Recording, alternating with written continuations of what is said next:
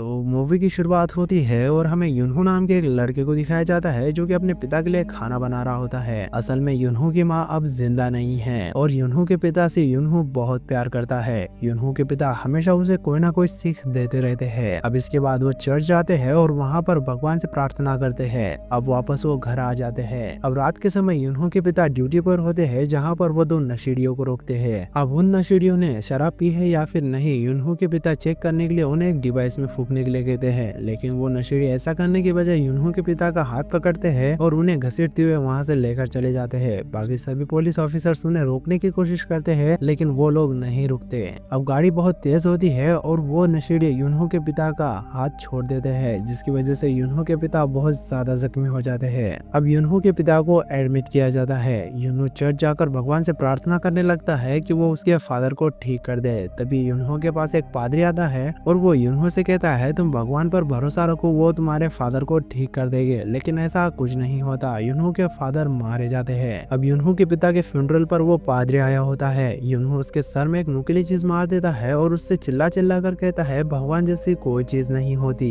अब कुछ वक्त बीतता है और हमें युनहो को दिखाया जाता है जो कि अब बहुत बड़ा फाइटर बन चुका था। अब युनहो फाइटर रिंग में जाता है। उसके सामने एक लड़का होता है जिसके पीठ पर भगवान का टैटू बना होता है। युनहो उस टैटू को देखकर इतना गुस्सा हो जाता है कि वो उस लड़के को बहुत बुरी तरह से मारकर हरा देता है। अब युनहो एक कमरे में होता है जहाँ पर वो अपने पिता को देखता है। युनहो अपने पिता के आवाज का पीछा करते हुए एक जगह पर पहुँचता है जहाँ पर युनहो अपने पिता का फोटो रखा हुआ देखता है। युनहो के पिता के फोटो के पास एक क्रॉस रखा होता है जिसे देखकर युनहो बहुत गुस्सा हो जाता है और वो उस क्रॉस को उठाकर फेंकने लगता है, लेकिन वो क्रॉस उल्टा युनहो के हाथ पे ही चिटक जाता है। युनहो उसे निकालने की कोशिश करता है लेकिन अब उसमें आग लग जाती है। अब तभी हम प्रेजेंट का सीन देखते हैं। ये युनहो का सिर्फ एक नाइटमेयर था। हालांकि क्रॉस में आग युनहो के सपने में लगी थी, लेकिन युनहो को उसका दर्द असली में हो रहा होता है। अब युनहो के हाथ में एक जख्म बन जाता है। युनहो उस जख्म को डॉक्टर को दिखाता है, लेकिन डॉक्टर को ये जख्म देखकर कुछ समझ नहीं आता। अब हम दूसरे दिन रात को युनहो को सोता हुआ देख पाते हैं जहाँ पर एक इविल साया आता है और वो युनहो के शरीर में घुसने की कोशिश करता है, लेकिन तभी युनहो के जख्म से फिर से खून निकलने लगता है, जिसके बाद वो इविल साया डर के मारे वहाँ से भाग जाता है।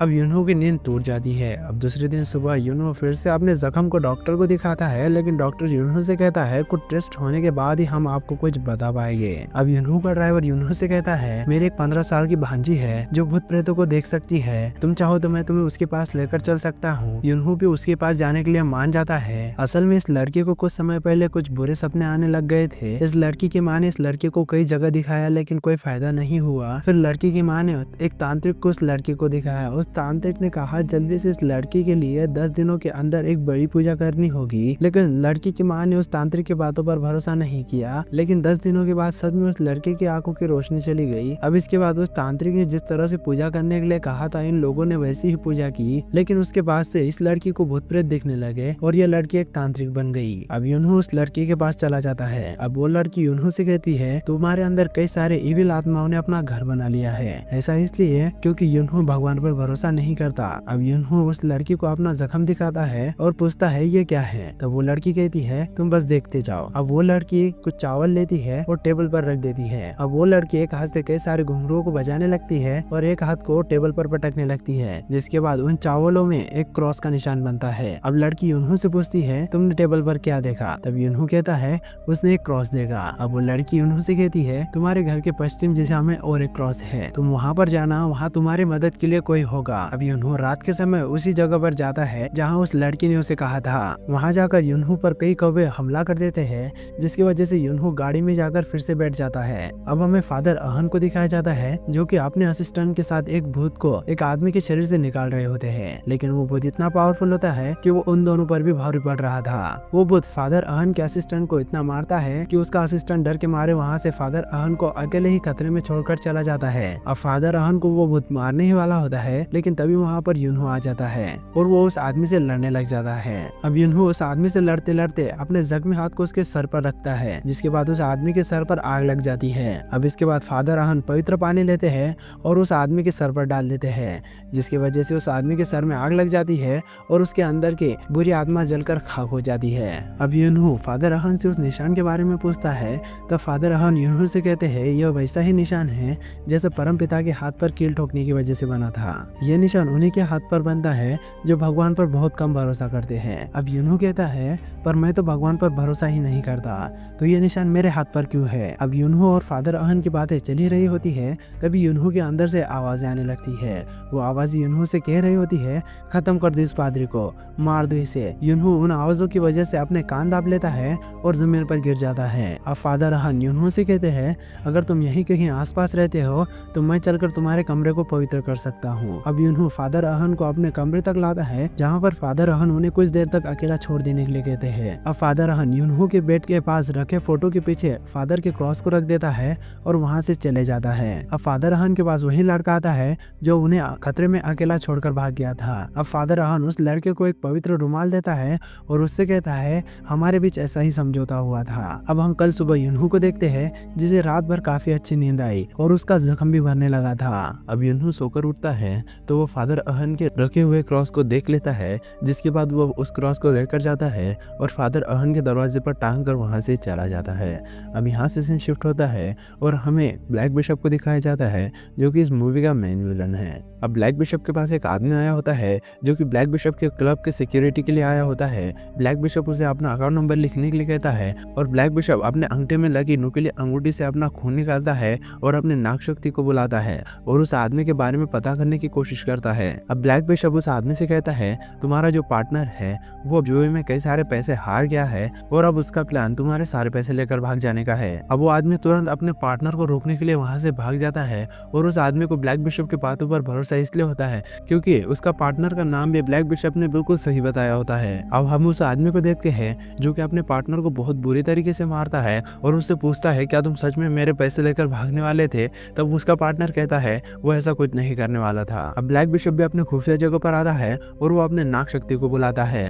अब हम उस आदमी को देख पाते हैं जो कि अपने पार्टनर को बहुत बुरी तरीके से मारता है। अब इसके बाद वो आदमी उसके पार्टनर को चाकू मार देता है जिसकी वजह से उसकी जान चली जाती है। अब ब्लैक बिशप भी उस आदमी को अपनी तंत्र विद्या से बहुत ही दर्दनाक मौत देता है और उसकी आत्मा अपने भगवान को सौंप देता है। और ब्लैक बिशप की उस आदमी की आत्मा को सौंपने के बाद उसका भगवान उससे कई सारी शक्तियां देता है, जैसे हमने अभी अभी देखा।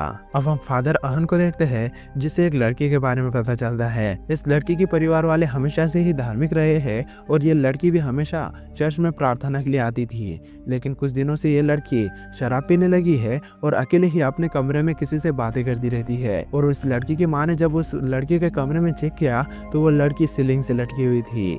अब फादर अहन कहते हैं मुझे इस लड़की के शरीर से आत्मा निकालने के लिए किसी की जरूरत है। तब वो आदमी कहता है अभी तो हमारे पास ऐसा कोई नहीं है, पिछले बार तो आपके साथ फादर चोई गए थे, लेकिन अभी यहाँ पर ऐसा कोई नहीं है जो आपकी मदद कर सकता है। फादर चोई वही आदमी है जो उस दिन फादर अहन को अकेले ही खतरे में छोड़कर भाग गया था। अब फादर अहन उस लड़की के घर जाने ही वाले थे तभी यूनहू वहाँ पर आ जाता है।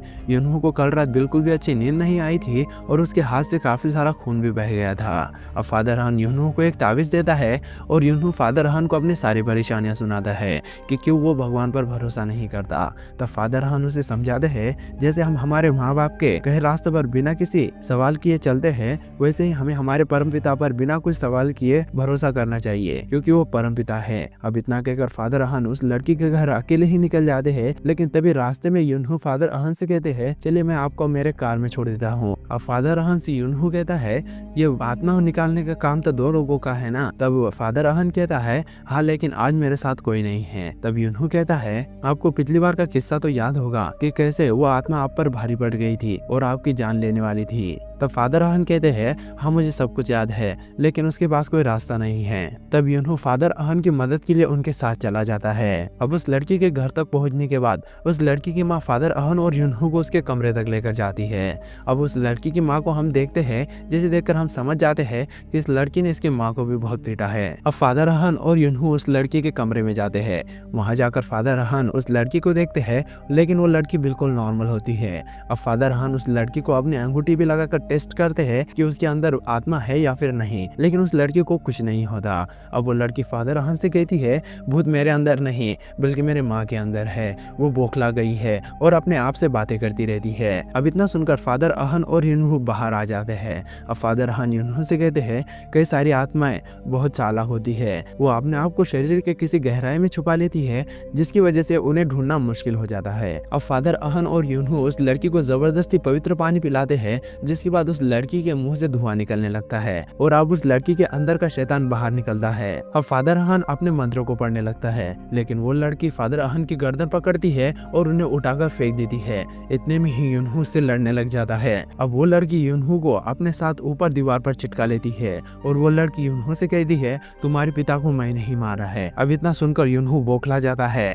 और वो उस लड़की को मारने की कोशिश करता है। फादर अहन उसे किसी तरह से पकड़ते हैं और उसे शांत करते हैं। तब यूनहू अपने सिगरेट का इस्तेमाल करता है और उस लड़की के अंदर के शैतान को जला देता है। इधर ब्लैक बिशप को पता चल जाता है कि उसका और एक शैतान खत्म हो गया। अब यूनहू फादर अहन से कहता है, उस लड़की पर किसका साया था? तब फादर अहन कहता है, कुछ पादरी ऐसे होते हैं जो पूजा पाठ का सहारा लेते हैं, उन लोगों को हम ब्लैक बिशप कहते हैं। वो लोग आत्माओं पर कब्जा करते हैं और उनकी आत्माओं को शैतान को सौंप देते हैं। हमें मिलकर उस ब्लैक बिशप को ढूंढना ही होगा। अब फादर अहन यूनहू से उसके हाथ के जख्म के बारे में भी बताता है।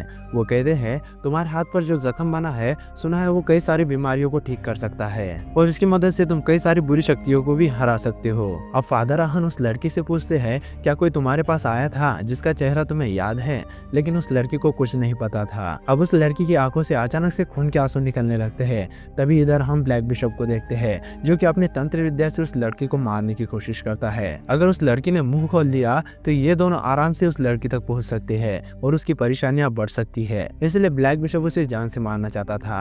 अब फादर अहन भी उस लड़की को बचाने के लिए मंत्र पढ़ने लगता है, जिसकी वजह से ब्लैक बिशप के मंत्रों का असर कम होने लगता है। ब्लैक बिशप भी अपनी पूरी ताकत लगाता है और फादर अहन भी मंत्रों को तेजी से पढ़ने लगते हैं। अब ब्लैक बिशप की गुड़िया में आग लग जाती है और उसका जादू टूट जाता है और फादर अहन उस लड़की को बचाने में सफल होते हैं। अब हम रात के समय यूनहू और फादर अहन को देखते हैं, जो कि एक साथ खाना खाते हैं। यूनहू फादर अहन के साथ वक्त इसलिए बिता रहा था क्योंकि फादर अहन के अंदर उसे अपने पापा दिखाई देते हैं। अब हमें ब्लैक बिशप को दिखाया जाता है, जो कि अपने देवता को एक मुर्गी की बलि देता है और उसके साथ आगे क्या होने वाला है वो पहले ही देख लेता है। अब हम कुछ लड़कों को देखते हैं, जो कि एक कमजोर लड़के को मिलकर सता रहे होते हैं। तभी उस कमजोर लड़की के पास ब्लैक बिशप आता है और उसे दिलासा देता है और उसके अंदर अपनी एक बहुत ही ताकतवर इविल आत्मा को डाल देता है। अब हम यूनहू को देखते हैं, जो कि अपनी गाड़ी को पार्क करता है। तभी यूनहू के पास एक पादरी आता है और वो फादर अहन के खिलाफ यूनहू को भड़काता है। वो यूनहू से कहता है, फादर अहन सिर्फ तुम्हारा फायदा उठा रहे हैं, उन्हें तुमसे कोई मतलब नहीं है। और वो यही सब कुछ बताकर यूनहू के पास से चला जाता है। ये पादरी कोई और नहीं बल्कि ब्लैक बिशप था, जो यूनहू को फादर अहन के खिलाफ भड़काना चाहता था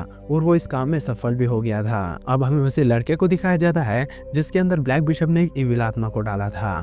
इस लड़के पर सभी सिस्टर्स कंट्रोल करने की कोशिश करती है, लेकिन ये लड़का उन सभी के कंट्रोल से बाहर हो रहा था। अब एक आदमी फादर अहन को फोन करता है और उन्हें जल्दी से चर्च आने के लिए कहता है। अब फादर अहन को यूनहू की जरूरत होती है, लेकिन यूनहू फोन नहीं उठा था। यूनहू अब सच में उस फादर की बातों में आ चुका था। उसे भी लगने लगा था कि फादर अहन उसका फायदा उठा रहे हैं। अब यूनहू फोन नहीं उठाता, इसलिए फादर अहन अकेले ही उस लड़के के शरीर से आत्मा निकालने के लिए चले जाते हैं।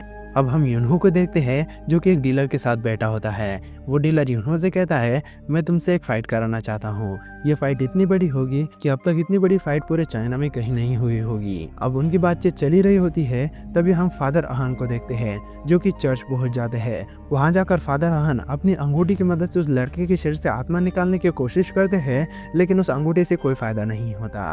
अब वो लड़का जोरों से चिल्लाने लगता है, जिसकी वजह से सभी लोग बहुत घबरा जाते हैं। अब हम फिर से यूनहू को देखते हैं। डीलर यूनहू से बातें कर रहा होता है, लेकिन यूनहू कहीं और खोया होता है। यूनहू को फादर अहन की चिंता सताने लगती है। अब यूनहू एक लड़की के हाथ में क्रॉस को देखता है, जिसके बाद वो उस डीलर को फाइट के लिए मना कर वहां से उठकर चला जाता है। डीलर उसे चिल्ला चिल्ला कर रोकने की कोशिश करता है, लेकिन यूनहू नहीं रुकता। ये डीलर कोई और नहीं बल्कि ब्लैक बिशप था, जो कि यूनहू को यही रोकने की कोशिश कर रहा था। अब यूनहू फादर अहन को कॉल करता है, लेकिन फादर अहन का कॉल कोई सिस्टर उठाती है, जो कि रोते हुए यूनहू से कहती है, फादर अहन और बाकी सभी सिस्टर्स नीचे बेसमेंट में हैं। अब यूनहू तुरंत फादर अहन के पास जाने के लिए निकल जाता है। अब फादर अहन एक क्रॉस के जरिए उस लड़के के शरीर से आत्मा निकालने की कोशिश करता है, लेकिन वो लड़का बेहोश हो जाता है और फादर अहन भी अब बहुत थक चुके थे। उनके मुंह से खून निकलने लगा था। फादर अहन सभी सिस्टर्स से कहता है, तुम सभी बाहर चली जाओ, क्योंकि अब यहाँ पर बहुत खतरा है। अब वो लड़का फिर से होश में आ जाता है और फादर अहन उसे क्रॉस दिखाकर शांत करने की कोशिश करते हैं, लेकिन फादर अहन बहुत ज्यादा थकने की वजह से वहीं गिर जाते हैं और वो लड़का फादर अहन को बहुत मारता है। अब इसके बाद फादर अहन का क्रॉस एक सिस्टर उठाती है और उस लड़के को शांत करने की कोशिश करता है, लेकिन वो लड़का उस सिस्टर को भी गला घोटकर मारने की कोशिश करता है। लेकिन तभी वहाँ पर यूनहो आ जाता है। यूनहो उस लड़के के साथ लड़ने लग जाता है। अब यूनहो अपने सिगमेंट की मदद से उस लड़के के अंदर की छुपी इविल आत्मा को तुरंत खत्म कर देता है। अब यूनहो फादर अहन को उठाता है। अब सिस्टर्स उस लड़के से पूछते हैं, तुम पर ये इविल साया कैसे हावी हुआ? क्या तुम्हारे पास कोई आया था जो तुम्हें याद है? लेकिन उस लड़के को कुछ याद नहीं होता। अब यूनहो और फादर अहन गाड़ी में जा रहे होते हैं। तभी यूनहो फादर अहन से कहता है, काश मैं अपने पिता को एक बार गले लगा पाता। अब हमें ब्लैक बिशप को दिखाया जाता है जो कि एक कुत्ते को अपने काबू में ले लेता है। वो उस कुत्ते की मदद से उस बच्चे को मार देता है जिसके अंदर उसने इविल साया को डाला था। अब ब्लैक बिशप उस लड़के की आत्मा को उसके भगवान को सौंप देता है। अब फादर अहन को उस लड़के के बारे में पता चलता है और फादर अहन और यूनहो अस्पताल में जाते हैं। वहाँ जाकर वो उस लड़के के लिए प्रार्थना कर ही रहे होते हैं। तभी यूनहो को ब्लैक बिशप दिखाई देता है। यूनहो ब्लैक बिशप का पीछा करने लगता है। अब फादर अहन भी यूनहो के पीछे जाने वाले थे, लेकिन जो लड़का मर चुका है उसकी आवाज आने लगती है। अब फादर अहन उस बैग से उस बच्चे को निकाल लेते हैं और वो बच्चा फादर अहन के गले मिलता है। अब हम यूनहो को देखते हैं जिसके पास से ब्लैक बिशप कहीं गायब हो जाता है। तभी ब्लैक बिशप फादर अहन के पीछे से आता है और वो फादर अहन को उसी खंजर को घुसा देता है। अब फादर अहन की चिल्लाने की आवाज यूनहो सुनता है और वो तुरंत फादर अहन के पास वापस आता है। लेकिन फादर अहन के पास वापस जाने के बाद वो देखता है कि फादर अहन ब्लैक बिशप के कब्जे में है और ब्लैक बिशप ने फादर अहन के गर्दन पर खंजर रखा होता है। अब ब्लैक बिशप यूनहो से कहता है, मैं जैसा कहता हूँ वैसा करो वरना मैं फादर अहन को मार दूंगा। अब ब्लैक बिशप यूनहो से कहता है, तुम अपना दाया हाथ उठाओ और शपथ लो कि तुम अब से ईश्वर को नहीं मानोगे। अब यूनहो वैसा ही करने लगता है, लेकिन फादर अहन अपने हाथ से ही उस खंजर को अपनी गर्दन में घुसा लेते हैं। अब ब्लैक बिशप वहाँ से गायब हो जाता है और यूनहो फादर अहन के पास जाता है। उस खंजर लगने की वजह से फादर अहन का चेहरा जलने लगा था। अब फादर अहन यूनहो से कहते हैं, उसे जल्दी से फादर चुई के पास लेकर चलो। अब यूनहो फादर अहन को उसके पास लेकर जा रहा होता है। फादर चुई के पास जाने के बाद फादर चुई उसी पवित्र रुमाल से फादर अहन की चोट को ठीक करने की कोशिश करते हैं जो कि फादर अहन ने फादर चुई को दिया था। अब फादर चुई यूनहो को एक पॉप द्वारा दिया गया पवित्र वस्त्र देता है जो यूनहो को लड़ाई में काम आने वाला था। अब यूनहो उस पवित्र वस्त्र को डाल लेता है और ब्लैक बिशप को खत्म करने के लिए निकल जाता है। अब यूनहो ब्लैक बिशप का पता उसी लड़की से पूछता है जिसे उन्होंने बचाया था। वो लड़की ब्लैक बिशप का पता बता देती है। अब यूनहो ब्लैक बिशप के ठिकाने पर पहुंचता है। अब ब्लैक बिशप के ठिकाने पर जाने के बाद यूनहो की लड़ाई के सारे गार्ड्स से होती है। इन सभी गार्ड्स के अंदर इविल आत्माओं को ब्लैक बिशप ने डाल दिया होता है। अब यूनहो अपने सिगमेंट का इस्तेमाल करता है और उन सभी गार्ड्स के अंदर की छुपी हुई आत्मा को खत्म कर देता है।